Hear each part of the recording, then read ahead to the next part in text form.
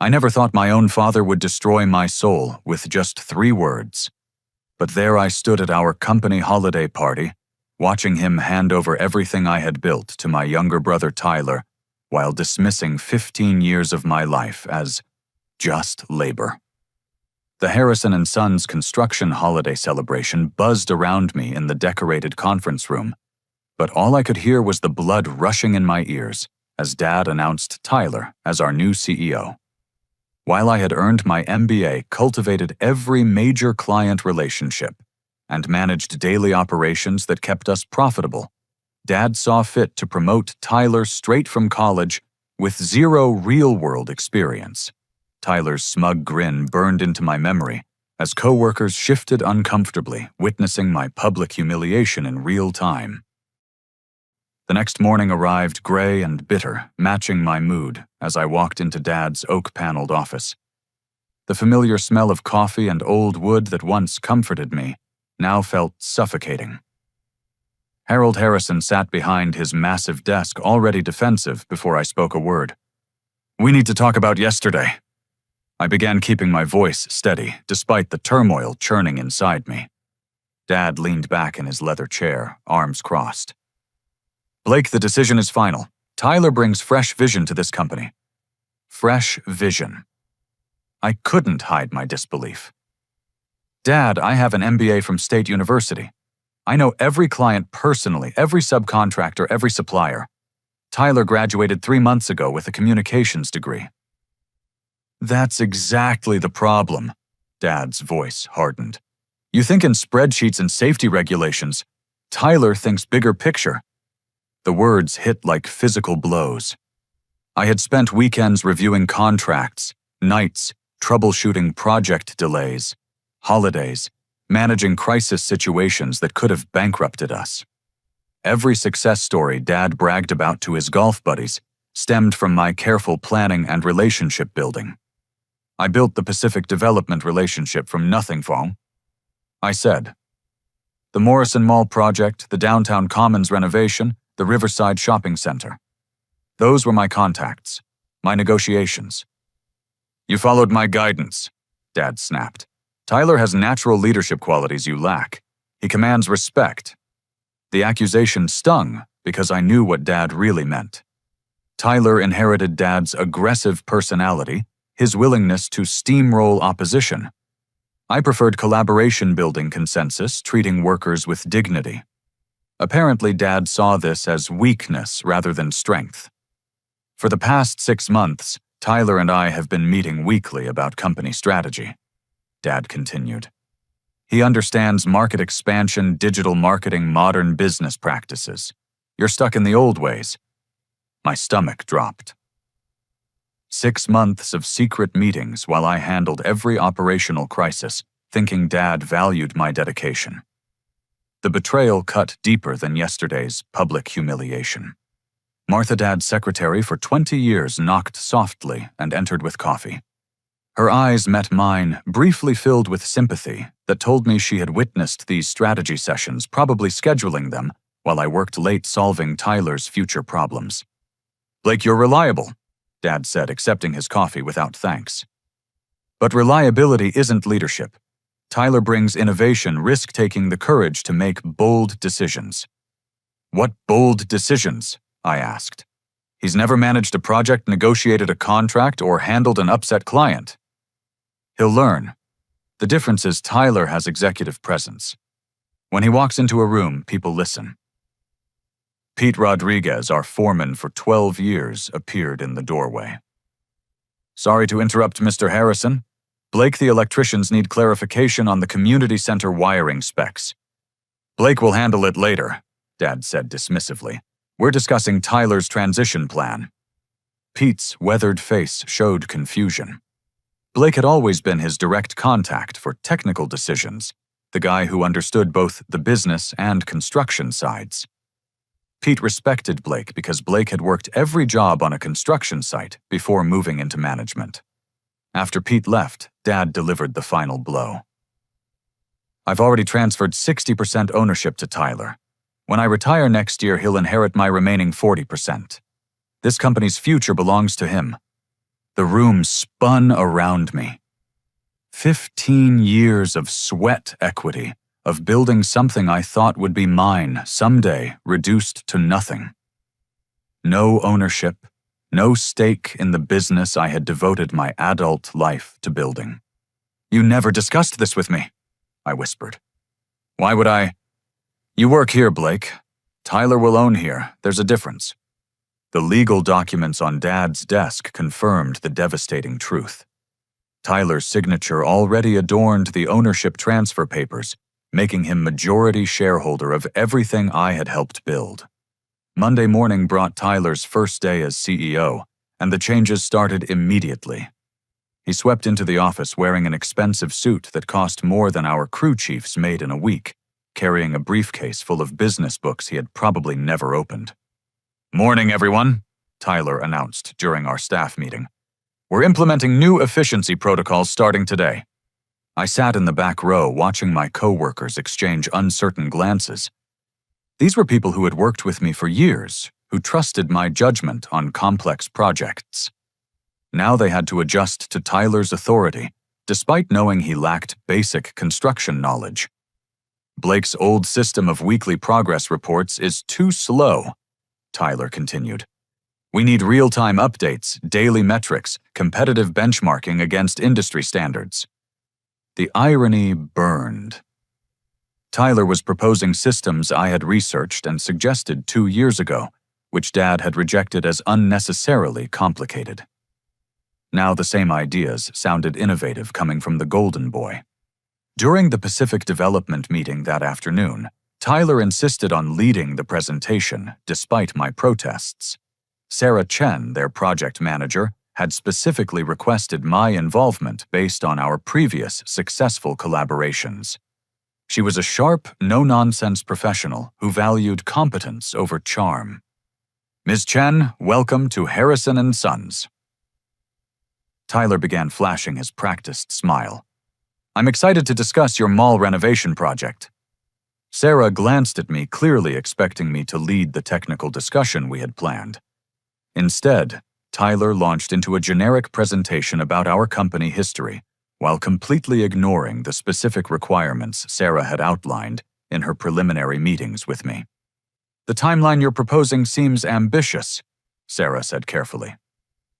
Blake and I discussed the complexity of retrofitting the electrical systems while maintaining tenant operations. "Blake tends to overcomplicate things," Tyler replied smoothly. "We can definitely meet your 6-week completion target." My heart sank. Sarah and I had spent hours reviewing the project scope, agreeing that 10 weeks was the minimum timeline for safe quality work. Tyler was promising something impossible to impress a client he didn't understand. "The budget we discussed was $850,000, Sarah said, consulting her notes. "Actually, we can do it for $550,000, Tyler announced confidently. "We believe in competitive pricing." I nearly choked. Tyler had just undercut our estimate by $300,000 on a project that required specialized electrical work, custom millwork, and coordination with 12 active retail tenants. We would lose money on every day of labor. After Sarah left, looking troubled but intrigued by Tyler's promises, I approached him privately. "Tyler, that timeline is impossible and the budget won't cover materials costs, let alone labor." "That's your problem, Blake. You think small, I think big." "I think realistically. We'll destroy our reputation if we can't deliver what you promised." "Maybe you're not the right person to handle challenging projects anymore." The dismissal stung, especially delivered with Tyler's condescending smile. He was already positioning himself as the visionary, while casting me as the obstacle to progress. Over the following days, Tyler's undermining became systematic. He contradicted my recommendations during client calls, often while I was speaking. He sent emails to our subcontractors introducing himself as the new leadership and suggesting that previous arrangements might change. He started referring to my project management methods as old school in front of other employees. Martha approached me Thursday afternoon, glancing around nervously before speaking. "Blake." I probably shouldn't tell you this, but Tyler's been sending emails to department heads about restructuring your role. She showed me a printed copy of Tyler's message to our accounting manager. Blake will be transitioning to more hands-on responsibilities. Please route all project budget approvals through me going forward. The message was clear. Tyler planned to strip away my management duties, reducing me to manual labor despite my MBA and years of executive experience. That evening, Pete pulled me aside as we locked up the office. Blake, the guys are worried. Tyler doesn't understand how construction works. He's making promises we can't keep, and when things go wrong, he blames everyone except himself. What do you mean? Today he told the Morrison Mall crew to speed up the foundation work by skipping the concrete curing time. I had to override him, but he wasn't happy about it. My blood ran cold. Concrete curing was basic construction science. Rushing it would create structural problems that could cause catastrophic failure months or years later. Tyler was risking lives to meet his impossible timeline. He also promised the Downtown Commons client we'd finish their parking structure 2 weeks early, without asking anyone if it was possible. The pattern was becoming clear. Tyler was making commitments based on arrogance rather than knowledge, then expecting others to somehow make his fantasies reality. Friday brought the Pacific Development Project kickoff, and disaster struck immediately. The electrical subcontractor Joe Hendricks quit on the spot when Tyler demanded he complete 6 weeks of work in 4 weeks for 20% less money than originally quoted. "This is insane," Joe told me privately. "I've worked with you for 8 years, Blake. You've always been straight with me, but I can't lose money on a job just because your new boss doesn't understand electrical work." 2 other subcontractors followed Joe's lead, leaving us scrambling to find replacements willing to work under Tyler's impossible conditions. The few contractors desperate enough to accept his terms were either inexperienced or unreliable. "Fix this," Tyler demanded during our emergency meeting. "Use your relationships to bring these guys back." "They won't come back because your demands are unreasonable," I replied. "Joe Hendricks is right. We're asking him to lose money." "Then find contractors who understand business better." Tyler good subcontractors don't need to lose money on jobs. Only desperate or incompetent contractors will accept these terms. "That sounds like an excuse, Blake. Maybe you're not as connected as you think." The accusation hit like a slap. My relationships with subcontractors were built on mutual respect and fair dealing. Tyler was asking me to destroy those relationships by demanding they accept losing contracts. Sarah Chen called that afternoon her professional concern evident. Blake, I'm hearing troubling reports from the site. Is everything under control?" I faced an impossible choice. Lie to protect the company, or admit that Tyler's incompetence was jeopardizing her project. Either option felt like betrayal. "We're working through some staffing challenges," I said carefully. "But we're committed to delivering quality work." The timeline Tyler promised seemed optimistic.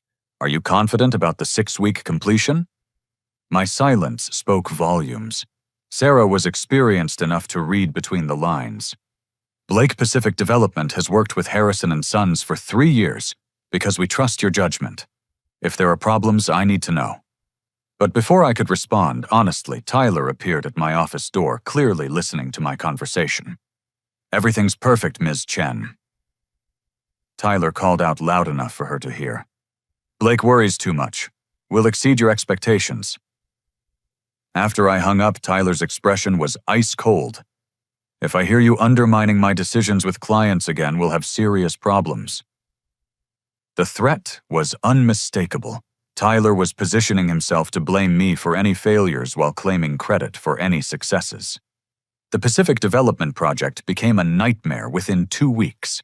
Tyler's replacement subcontractors proved as incompetent as I had feared. The electrical work failed inspection twice due to code violations. The custom millwork arrived 3 weeks late because Tyler had negotiated with a discount supplier who lacked experience with commercial installations. Meanwhile, Tyler's promised timeline became increasingly impossible. What should have been a 10-week project compressed into 6 weeks was actually taking 12 weeks due to constant rework and delays. Sarah Chen called my personal phone Tuesday evening, something she had never done before. "Blake, I need straight answers. This project is becoming a disaster and my company is facing penalties for late delivery to our tenants." I stood in my kitchen, torn between loyalty to my family business and honesty with a client who trusted me. "Sarah, I can't discuss specific project details without Tyler's approval." Tyler doesn't return my calls. When he does, he gives me excuses that make no sense. Blake Pacific Development specifically requested Harrison & Sons for this project because of your reputation. Your reputation, not Tyler's. The weight of responsibility crushed down on me. Sarah was right. I had built the relationship with Pacific Development through 3 years of reliable work. They trusted Blake Harrison, not Harrison & Sons. "What do you need from me?" I asked quietly. "Honesty. Can you deliver this project on time and on budget?" "No," I admitted. "The timeline was never realistic, and the budget won't cover quality work." Sarah's sigh carried 3 years of professional respect. "Thank you for being honest. I'll have to report this to my board of directors." Wednesday morning brought Tyler storming into my office, furious and defensive. "Sarah Chen called our main office asking for you specifically. She's questioning my project management capabilities." "Maybe because the project is 3 weeks behind schedule with no realistic completion date?" "That's because you've been sabotaging my leadership from day one," Tyler snapped. "You're jealous that Dad chose me over you, so you're undermining every decision I make." "Tyler, I'm trying to save this project. We need to hire competent subcontractors, extend the timeline, and negotiate additional budget for the required work." "We need to execute the plan I promised. Figure out how to make it work." "It's not possible without compromising safety and quality." "Then you're not trying hard enough." Thursday brought the staff meeting that changed everything. Tyler called everyone into the conference room, his face flushed with anger and embarrassment. "We need to discuss the Pacific Development Project," he began. "Despite clear directions and adequate resources, we're experiencing delays that are unacceptable." I watched my co-workers shift uncomfortably. They knew the real reasons for our delays: Tyler's impossible timeline, inadequate budget, and poor contractor selection. "Blake has been resistant to new management approaches," Tyler continued. "His negative attitude is affecting team morale and project efficiency." "That's not true," Pete interjected. "Blake's been trying to solve problems you created with unrealistic promises." "Pete, you're out of line," Tyler snapped. "Blake's old methods don't work in today's competitive environment." "Old methods like safety codes and realistic scheduling?" I asked. "Old methods like defeatist thinking and making excuses instead of finding solutions." The room fell silent. Everyone knew Tyler was scapegoating me for problems caused by his inexperience, but no one wanted to challenge the boss's son directly. That's when Dad walked in unexpectedly, having heard raised voices from his office down the hall. "What's going on here?" Harold demanded. "Blake's been undermining my authority," Tyler said immediately. "He's telling clients that my project plans won't work, contradicting my decisions, and encouraging resistance from the crew." Dad's cold stare fixed on me. "Is this true?" "I've been trying to manage an impossible project with unrealistic constraints," I replied carefully. "Sounds like disloyalty to me," Dad said. Tyler explained the situation. "Blake told Sarah Chen that we couldn't meet our timeline or budget commitments. He's sabotaging client relationships to make me look incompetent." The accusation hung in the air like poison. Dad's expression darkened as he processed Tyler's version of events. "Blake, step into my office, now." The walk down the hallway felt like a death march. Behind me, I could hear Tyler already rallying the staff with renewed confidence, knowing Dad would take his side. Dad closed his office door and unleashed 15 years of stored frustration. "How dare you undermine Tyler in front of clients and employees? You're supposed to be supporting him, not sabotaging his leadership." "Dad, Tyler promised things that are impossible to deliver. I'm trying to protect our reputation." "By making him look incompetent, by going behind his back to contradict his decisions, by preventing a disaster that will cost us everything. The only disaster here is your attitude, Blake. You're jealous, petty, and disloyal. Tyler is trying to modernize this company while you cling to outdated methods. The unfairness of it all boiled over. Tyler has never managed a construction project in his life. He doesn't understand basic building codes, construction timelines, or subcontractor relationships. He's destroying everything we've built. What we've built? Dad's voice rose to a shout. I built this company. Tyler will expand it. You're just an employee who forgot his place in the hierarchy. An employee? I've given 15 years of my life to this company. I've built every major client relationship we have. And now you'll learn to respect the chain of command. Tyler is CEO. You work for him. If you can't accept that, maybe you don't belong here. The threat was unmistakable, but Dad wasn't finished. Effective immediately, you're demoted to site foreman. Your salary is reduced to $40,000 annually. Maybe some time doing actual labor will teach you humility. The number hit like a physical blow. I had been making $70,000 as operations manager. Dad was cutting my salary nearly in half, while promoting me from executive to manual laborer. Tyler suggested this restructuring, Dad continued. He thinks hands-on experience will help you understand the business better. Through the office window, I could see Tyler watching our meeting, that familiar smirk playing across his lips. This had been his plan all along, humiliate me into quitting or reduce me to irrelevance. Do you accept these new terms, or do you prefer to seek employment elsewhere? Dad's ultimatum echoed in the silence. Accept degradation, or abandon everything I had worked to build. Either choice felt like defeat. Looking at Dad's cold expression, I realized something that broke my heart. He genuinely believed Tyler was better suited for leadership. This wasn't calculated cruelty. It was sincere judgment that I lacked the qualities necessary for success. I need time to consider your offer, I said quietly. You have until tomorrow morning to decide. Walking back through the office felt like a funeral procession. My coworkers avoided eye contact, except for Martha, whose sympathetic expression confirmed she had heard Dad's shouting through the thin walls. Tyler stood in the conference room doorway, no longer bothering to hide his satisfaction. Blake, I hope you'll make the right decision for everyone involved. For the first time in 15 years, I understood that my family valued power over principles, control over competence. The company I had devoted my life to building would never truly be mine. That night, I sat at my kitchen table staring at a legal pad making two lists, what I could control and what I couldn't. Dad's favoritism toward Tyler, the ownership transfer, and the systematic devaluation of my contributions fell into the second column. My skills, reputation, and relationships belonged in the first. Instead of wallowing in anger, I began planning my exit strategically.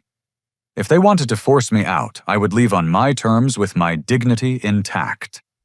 The next morning I called in sick and spent the day documenting everything Tyler's impossible project promises, Dad's emotional decision-making, the unsafe construction practices Tyler had endorsed. Not for revenge, but for protection. If Harrison and Sons faced lawsuits over Tyler's reckless management, I needed proof that I had opposed his dangerous shortcuts.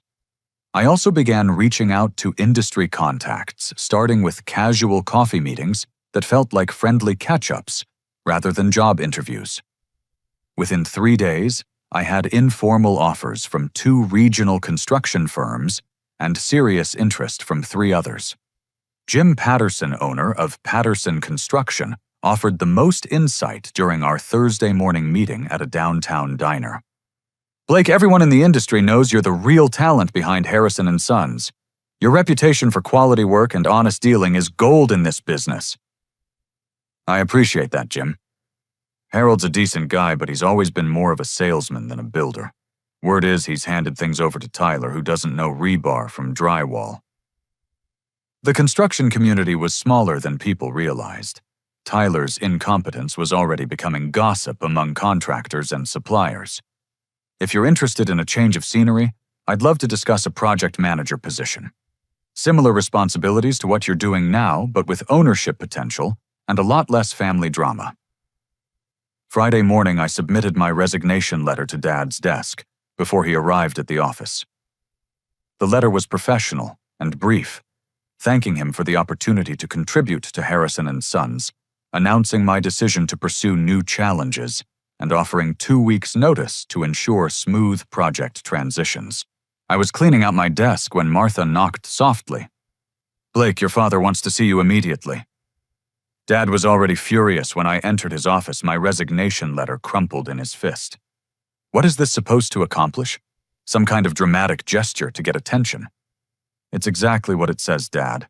I'm resigning to pursue other opportunities. This is about yesterday's conversation, isn't it? You're throwing a tantrum because you didn't get your way. I'm making a business decision based on my career goals. The calm response seemed to frustrate him more than emotional arguments would have. You think you can find something better? No one else will tolerate your attitude problems. We'll see. Tyler appeared in the doorway, clearly having been summoned for this confrontation. Blake, this is pretty childish, Tyler said. Dad was helping you understand your role better. Running away won't solve anything. I'm not running away. I'm moving towards something better. The confidence in my voice surprised all three of us. For the first time in months, I felt in control of my destiny, rather than subject to their judgment. What if we reconsider the salary adjustment? Dad asked, revealing his concern about losing my institutional knowledge during a critical project period. The decision's final. I'll work through next Friday to complete project handovers. My phone rang as we spoke, and I glanced at the caller ID Sarah Chen from Pacific Development. The timing was too perfect to be coincidence. I need to take this call, I said, stepping into the hallway. Blake, I'm glad I caught you, Sarah began. I have an unusual proposition. Could we meet for lunch today to discuss a potential opportunity? What kind of opportunity? Pacific Development is expanding our construction management team. We need a regional director to oversee our contractor relationships and quality control. Your name came up immediately when we discussed ideal candidates. My heart began racing, but I kept my voice steady. I'd be interested in learning more. The position would involve managing our relationships with construction firms across 3 states, with significant authority over project approvals and contractor selection. The salary range starts at $90,000 annually. $90,000. More than I had ever made at Harrison & Sons even before Dad's recent pay cut. Sarah, I'm very interested. When could we meet? How about noon at the Riverside Grill? After hanging up, I returned to Dad's office where he and Tyler were clearly plotting their response to my resignation. Who was that? Dad demanded. A potential employer. Tyler's smirk faded slightly. He had expected me to beg for my old job back within a few days, not to have options waiting. What company? I'll let you know after I've made my decision. The lunch meeting with Sarah exceeded every expectation. Pacific Development had been impressed by my professionalism during their difficult project with Harrison & Sons. While Tyler's incompetence had cost them time and money, my attempts to solve problems and communicate honestly had demonstrated exactly the qualities they valued in a partner. We've been planning this expansion for 6 months, Sarah explained over grilled salmon. Your situation with Harrison & Sons just accelerated our timeline. My situation? Blake, everyone in the industry knows Tyler Harrison is destroying his father's company. The question isn't whether Harrison & Sons will fail. It's how quickly and how many good contractors they'll damage in the process. The blunt assessment confirmed my worst fears while validating my decision to leave. We want someone with your reputation managing our contractor relationships because trust matters more than cost savings. Tyler's approach of demanding impossible terms just creates problems we'll have to fix later. What would my responsibilities include? Evaluating potential construction partners, overseeing project quality, mediating disputes, and developing long-term relationships with reliable firms. Basically everything you've been doing for Harrison & Sons, but with authority to make actual decisions. The position was everything I had hoped to achieve at Harrison & Sons: real responsibility, competitive compensation, and respect for my expertise. "There's one more thing," Sarah added. "Pacific Development is planning a major expansion next year.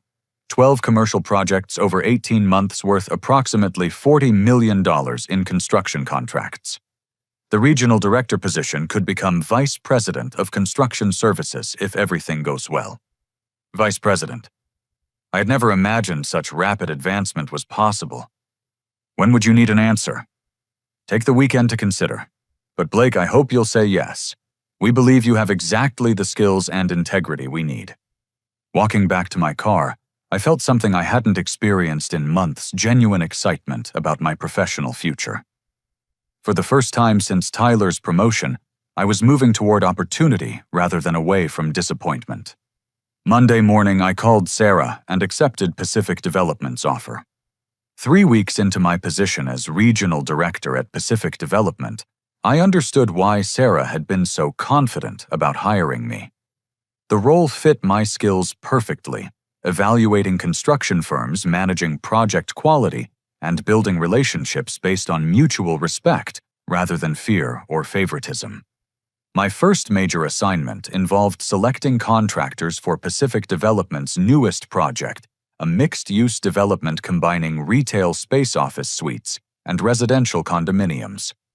The $40 million project required coordination between multiple specialized contractors over 18 months. Working from Pacific Development's modern office complex felt liberating after years in Harrison & Sons' outdated facilities. I had a corner office, a competent support staff, and most importantly, supervisors who valued expertise over family connections. During my second week, I attended the Regional Construction Management Conference in Chicago, representing Pacific Development at industry panels and networking events. The respect I received from other professionals reminded me that my reputation extended far beyond my family's business. Blake Harrison called David Mercer, a project manager from Denver I'd met 2 years earlier. "I heard you left Harrison & Sons. Smart move considering what's happening there." "What do you mean?" "Word travels fast in this industry. Tyler Harrison's burning bridges faster than his father can rebuild them. They've lost 3 major contracts this month alone." The news shouldn't have surprised me, but hearing it confirmed publicly felt surreal. Harrison & Sons had been stable for 20 years. Tyler had managed to damage our reputation in less than 2 months. "The Morrison Mall project was a complete disaster," David continued. "Tyler promised 6 weeks, took 14, and the final work failed inspection 3 times. Morrison's threatening to sue for damages." My stomach sank. I had built the relationship with Morrison Development over 3 years of reliable performance. Tyler had destroyed it in 1 project. "Pacific Development made a good choice hiring you," David added. "Everyone knows you were the real talent at Harrison & Sons." Thursday brought a call from Martha, speaking quietly from her desk at Harrison & Sons. "Blake, I probably shouldn't be calling you, but things are getting bad here. Tyler's making promises no one can keep, and your father's starting to panic." "How bad?" 3 subcontractors refused to bid on our next project because Tyler owes them money from previous jobs. Pete quit yesterday after Tyler blamed him for electrical problems Tyler created. And Sarah Chen called demanding to speak with you about some contract issue. "What contract issue?" "Something about Pacific Development's future projects. Tyler tried to handle the call himself, but she hung up on him." The irony was perfect. Sarah was probably discussing Pacific Development's expansion plans, which would involve $40 million in construction contracts over the next year. Tyler had just alienated the decision-maker who controlled the largest development opportunity in our region. "Martha, I can't get involved in Harrison & Sons business anymore." "I understand. I just thought you should know." Friday afternoon brought an unexpected visitor to my Pacific Development office, Pete Rodriguez, looking older and more tired than when I'd last seen him. "Blake, I hope you don't mind me coming by. I got your number from Martha." "Pete, of course. Come in. I heard you left Harrison & Sons." "Had to. Tyler doesn't listen to anyone about anything. He's making decisions that could get people hurt. Pete explained how Tyler had ordered concrete poured during last week's rainstorm, despite Pete's warnings about water contamination. When the concrete failed strength tests, Tyler blamed Pete for sabotage, rather than acknowledging his own poor judgment. 12 years I worked for your family, Blake. Your father always respected my experience even when he didn't understand construction details. Tyler treats everyone like they're stupid. What are you going to do now? Actually, I was hoping you might have some advice. I hear you're doing well at Pacific Development.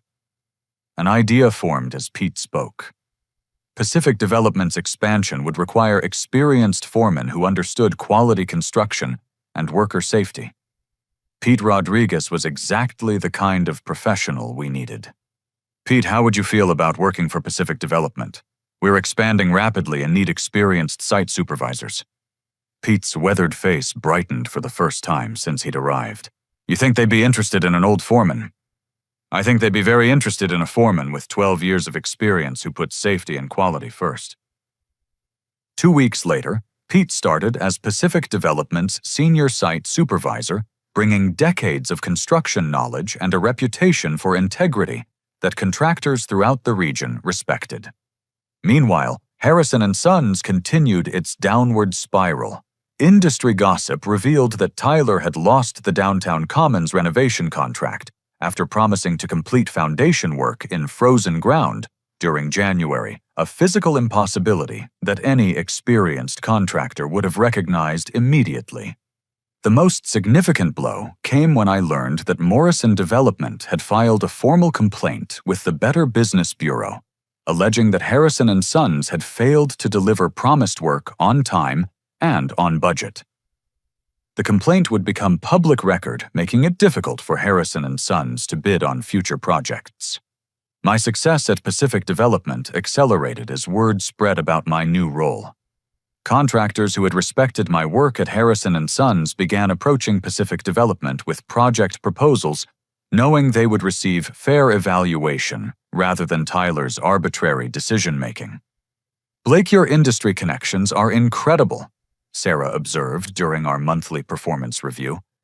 We've had more qualified bidders in 6 weeks than we typically get in 6 months.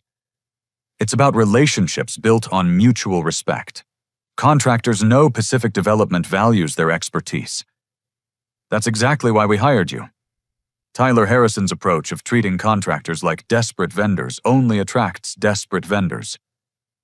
The contrast between my new environment and my family's dysfunction became clearer each day. Pacific Development operated on principles I had always advocated: careful planning, realistic timelines, fair compensation for quality work, and respect for everyone's expertise, regardless of their position in the hierarchy. Most importantly, my opinions mattered. When I recommended extending a project timeline to ensure proper concrete curing, Sarah trusted my judgment. When I suggested hiring a more expensive contractor because their quality record justified the cost, the finance department approved my recommendation without question. For the first time in years, I was building something rather than just preventing disasters.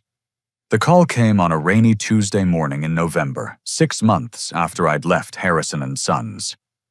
Dad's number appeared on my phone during my commute to Pacific Development, and for a moment I considered not answering.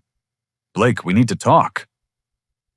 Dad's voice carried none of its usual authority, only exhaustion and defeat. What can I do for you, Dad? The company's in trouble. Real trouble. We need your help. The admission must have cost him tremendous pride. Harold Harrison had never asked anyone for help in 30 years of business ownership. What kind of trouble? We can't make payroll next week. 3 major clients have canceled contracts and no one else will work with us. Word's gotten around about Tyler's problems. Problems. Dad still couldn't bring himself to acknowledge Tyler's complete incompetence. I'm sorry to hear that, Dad. Blake, you know this business better than anyone. You understand our clients, our contractors, our systems. We built this together. The manipulation was familiar, but less effective than Dad realized. I had indeed helped build Harrison & Sons, but they had made it clear that my contributions were unwelcome. Dad, I have a career now. Pacific Development values my work. This is family, Blake. Our family legacy. Your grandfather started this company in 1973. Are you going to let it die because of pride? The guilt tactic struck deeper than I expected. Grandfather Harrison had been a decent man who built the company on honest work and fair dealing. Tyler was destroying everything Grandfather had created. What specifically are you asking me to do? Come back. Help us fix the problems Tyler's created. We can work out the ownership issues later. What ownership issues? You transferred everything to Tyler. Silence stretched across the phone connection before Dad spoke again. We could discuss a minority partnership, maybe 25% ownership if you help us recover. 25%. 6 months ago, Dad had insisted I deserved nothing. Now crisis had forced him to acknowledge my value, though still not my worth. I'll think about it, Dad. Before I could hang up, my personal phone rang with Tyler's number. My brother had never called me since I'd left the company. Blake, please don't hang up. I know you hate me, but we're desperate. Tyler's voice was different. Shaky, uncertain, stripped of the arrogance that had defined his brief tenure as CEO. I screwed up, okay? I admit it. I thought running a business was about giving orders and making bold decisions. I didn't understand how complicated construction really is. The admission was more than I'd ever expected from Tyler, but it came too late to fix the damage he had caused. I've been trying to run the Morrison Mall project for 4 months, and it's a complete disaster. The electrical work fails inspection every week, the concrete foundation has cracks, and the contractors won't return my calls. Tyler, why are you telling me this? Because Mom's crying every night. Dad mortgaged our house to keep the business going. If Harrison and Sons fails, we'll lose everything, including the family home. The revelation hit like a physical blow. Mom had never been involved in business decisions, but she was suffering the consequences of Tyler's failures. Mom called me yesterday, Blake. She begged me to fix things with you. She said Dad was wrong to treat you badly, and she's scared we're going to lose everything Grandfather built. Carol Harrison was the kindest person I knew, someone who had always treated me fairly, despite Dad's favoritism toward Tyler. The thought of her losing her home because of Tyler's incompetence felt unbearable. What do you want from me, Tyler? Help me save the company. Teach me how to do this right. I'll work under your supervision, follow your instructions, whatever it takes. The conversation was surreal. Tyler, who had spent 6 months undermining my authority and questioning my competence, was begging for my guidance. Tyler, I have a good job now. Pacific Development respects my work and pays me well. I know. I heard you're doing great there. But Blake, this is our family, our legacy. I was an arrogant idiot who thought being Dad's favorite made me qualified to run a business. The honesty was surprising, but trust couldn't be rebuilt with one phone call. I need time to think about this. That evening, Sarah Chen called with news that changed everything.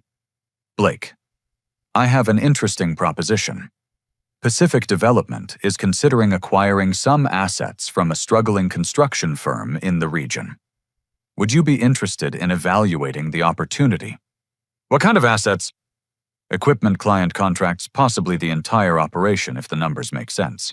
The company has good bones but poor management. We think the right leadership could turn it around. My heart began racing as I realized what Sarah was describing. What company are you considering? Harrison and Sons Construction. We hear they're facing financial difficulties, and their equipment would complement our expansion plans perfectly. The irony was staggering. Pacific Development wanted to acquire Harrison and Sons, and they were asking me to evaluate my own family's business as a potential investment. Sarah, I should mention that Harrison and Sons is my family's company. I know, Blake. That's why I'm calling you directly. We're not interested in hostile takeovers or taking advantage of family conflicts. But if your family is interested in selling or partnering, we'd want your input on whether the business could be salvaged. What would that look like? Probably a management partnership. Pacific Development would provide capital and oversight while keeping existing management in place if they're competent. You'd be involved in the evaluation and potential restructuring. That night I lay awake, considering the impossible situation. My family needed help. Pacific Development wanted to acquire their business, and I held the key to both outcomes. The next morning brought a call from Martha, sobbing into the phone. "Blake, I'm so sorry to bother you, but I didn't know who else to call. Your father collapsed in his office yesterday. The stress is killing him." "Is he okay?" "The doctor says his blood pressure is dangerously high. He's 62 years old, Blake. This could give him a heart attack." "Where's Tyler?" "Sitting in the office staring at bills he can't pay." "Blake, I've worked here 20 years. I've never seen anything like this. Your father's crying, Tyler's falling apart, and your mother calls every day asking if we're going to lose everything." The weight of family responsibility settled on my shoulders like a lead blanket. Regardless of how poorly Dad and Tyler had treated me, I couldn't watch my family destroy itself when I had the power to help. "Martha, tell Dad I'll come in Friday afternoon to discuss the situation." "Blake, thank you. You're saving all of us." But as I hung up, I wondered who exactly was being saved and what price I would pay for playing the rescuer. Friday afternoon, I walked into Harrison & Sons for the first time in 6 months. The office felt smaller and shabbier than I remembered, with outdated equipment and worn furniture that reflected the company's declining fortunes. Dad waited in his office looking older and more fragile than I'd ever seen him.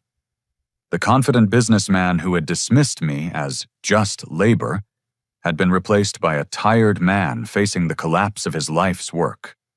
"Blake, thank you for coming." His voice carried genuine humility for the first time in memory. Tyler sat across from Dad's desk, no longer the arrogant golden boy, but a defeated young man who finally understood the consequences of his incompetence. "I want to hear exactly what the situation is," I began. "No excuses, no blame, just facts." Dad opened the financial records he had probably never expected to share with me.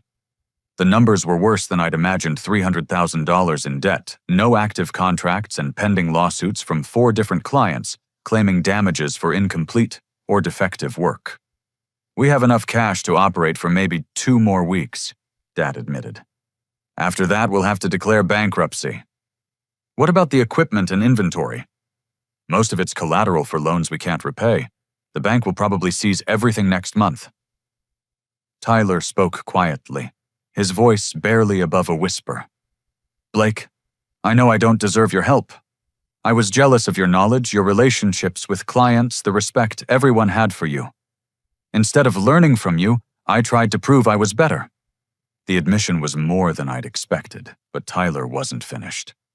"I realize now that Dad was wrong to give me the company. I wasn't ready and I didn't earn it. You deserved to be CEO, not me." Dad's face showed real pain as Tyler continued. "Blake, I spent 6 months destroying everything you built because I was too proud to admit I didn't know what I was doing. I cost us the Pacific Development contract, the Morrison project, the Downtown Commons renovation. I ruined relationships that took you years to build." "Tyler, what are you asking me to do?" "Save the company if you can, but not for me. For Mom, for Grandfather's legacy, for the employees who depend on us." I looked at both of them, seeing genuine remorse and desperation rather than the manipulation I'd expected. "I've been discussing your situation with Pacific Development," I said. "They're interested in acquiring Harrison & Sons assets and possibly the entire operation." Dad's expression shifted from hope to alarm. "Acquiring, you mean selling the company?" "I mean partnering with an organization that has the capital and expertise to save what's worth saving." I explained Sarah's proposal. Pacific Development would provide immediate capital to pay debts and cover operating expenses, while retaining Harrison & Sons as a subsidiary focused on smaller residential and commercial projects. "What would that mean for ownership?" Dad asked. "You'd retain 40% ownership under the new structure. Tyler would start as a project coordinator, working his way up through actual experience rather than family connections. I would return as general manager, reporting to Pacific Development, but responsible for daily operations." Tyler looked up sharply. "You'd come back?" "Under specific conditions." "Tyler, you'd work under my supervision for at least 2 years, learning construction management from the ground up. No shortcuts, no special treatment because you're family. I'll do whatever you ask. Dad, you'd step back from daily management but remain as chairman. Your experience and client relationships are valuable, but the final decisions would be mine. Dad struggled with the proposition, clearly torn between gratitude for salvation and resentment at losing control. What about the ownership transfer to Tyler? I found something interesting when I reviewed those documents. I said producing papers I'd researched through public records. The ownership transfer was never properly filed with the state. Tyler has been acting as CEO without legitimate authority. Dad's face went pale as he realized his procrastination had created a legal vacuum. That means the partnership agreement from 1998 still governs ownership distribution. As the senior employee with management experience, I could claim majority ownership through the existing succession clauses. The revelation changed the entire dynamic. I held legal claim to the company Dad had tried to give away. But I'm not interested in taking your business away from you, I continued.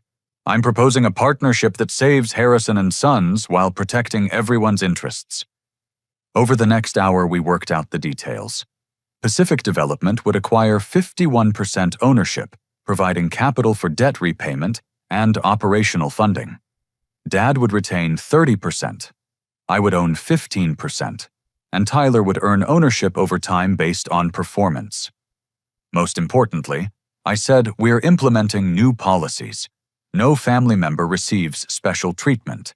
Advancement happens through merit, not relationships. Everyone, including Tyler, earns their position through competence and results. Dad agreed to the terms, though I could see it hurt his pride to accept my authority over family business.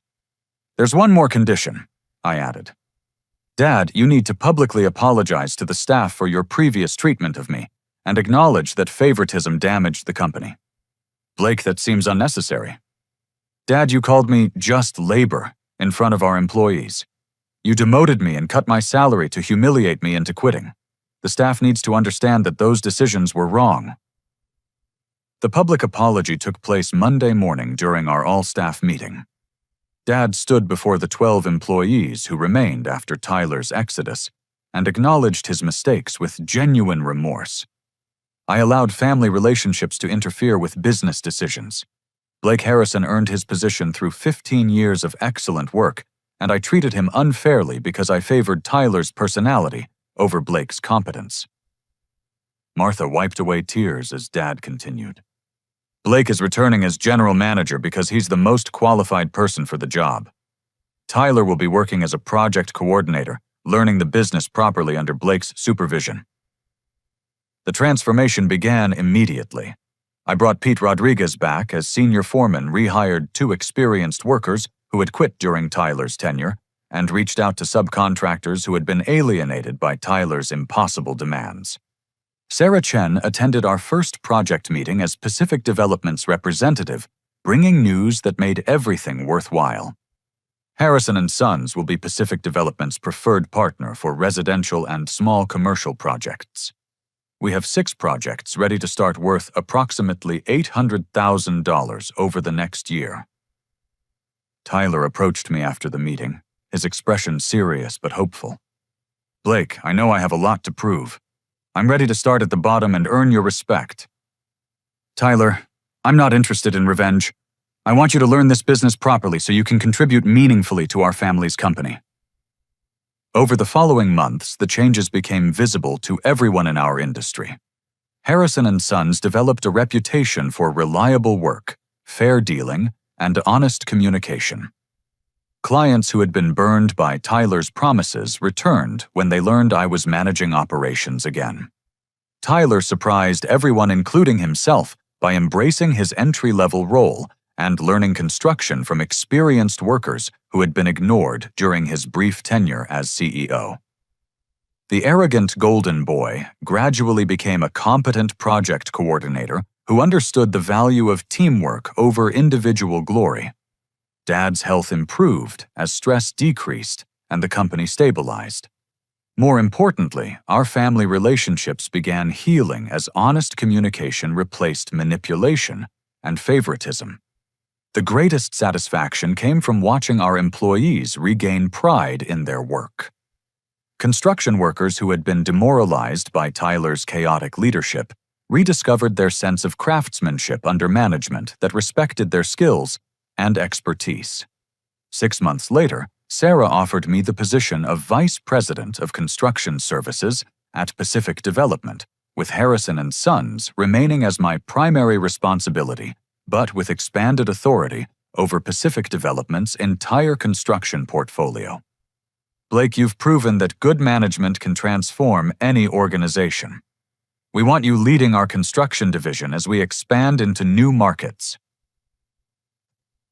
The offer represented everything I'd dreamed of achieving: executive authority, financial security, and professional respect earned through competence rather than family connections. As I sat in my restored office at Harrison & Sons, looking at family photos that now represented reconciliation rather than resentment, I understood that sometimes the greatest victories come not from defeating your enemies, but from transforming them into allies. Dad knocked on my office door carrying coffee, and wearing an expression I hadn't seen since childhood paternal pride. Blake, I owe you more than an apology. You saved this company, our family, and my legacy.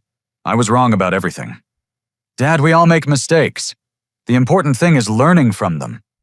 Tyler's becoming the man I hoped he would be thanks to your guidance. And you've become the leader I never recognized you already were. The conversation we should have had 15 years earlier finally happened, built on mutual respect rather than family obligation. Tyler appeared in the doorway, hard hat in hand, returning from a successful site inspection. Blake, the community center project passed final inspection. The client said it was the best construction work they'd seen in years. That's because you followed the timeline we established and used the subcontractors we selected based on competence rather than cost alone. I learned something important these past few months, Tyler said. Real leadership isn't about commanding people. It's about serving them, making their work easier and more meaningful. The lesson that had taken me 15 years to learn. Tyler had absorbed in 6 months once his ego stopped interfering with his education. That evening, I called Mom to share the news about my promotion and Harrison & Sons' recovery. Blake, I'm so proud of you for saving our family when you had every reason to walk away. You showed us what real character looks like. Mom family means helping each other grow, not just accepting each other's weaknesses. The conversation reminded me that some victories are measured not in dollars or titles, but in relationships restored and people transformed. As I prepared for my new role at Pacific Development, I reflected on the unexpected journey that had led from humiliation to triumph. Dad's favoritism and Tyler's incompetence could have destroyed both our business and our family. Instead, crisis had forced everyone to confront uncomfortable truths about leadership respect and earned authority. The greatest lesson wasn't about construction management or business strategy. It was about the difference between power given and authority earned. Tyler had been handed power he hadn't earned, while I had spent 15 years earning authority I'd never been given. When crisis came, competence mattered more than connections. True leadership emerges not from family favoritism or inherited position, but from the daily choice to serve others through expertise, integrity, and respect for everyone's contributions. Success belongs to those who build relationships based on mutual value rather than demanding loyalty through fear or manipulation. Looking toward the future, I felt grateful for the painful experience that had taught me these lessons. Without Dad's rejection and Tyler's incompetence, I might never have discovered my own capacity for leadership or found my true place in the construction industry. Sometimes the greatest gifts come disguised as the worst betrayals, forcing us to find strength we never knew we possessed and values we never knew we needed. Have you ever faced a situation where family dynamics interfered with professional fairness? How did you handle the conflict between loyalty and self-respect? I'd love to hear your thoughts in the comments below. If this story resonated with your own experiences of workplace challenges or family business drama, please give it a like and share it with someone who might benefit from this message of perseverance and personal growth. Don't forget to subscribe for more stories about overcoming adversity and finding success through integrity and determination. Thank you for joining me on this journey, and I wish you the courage to stand up for your worth and the wisdom to choose relationships that value your contributions.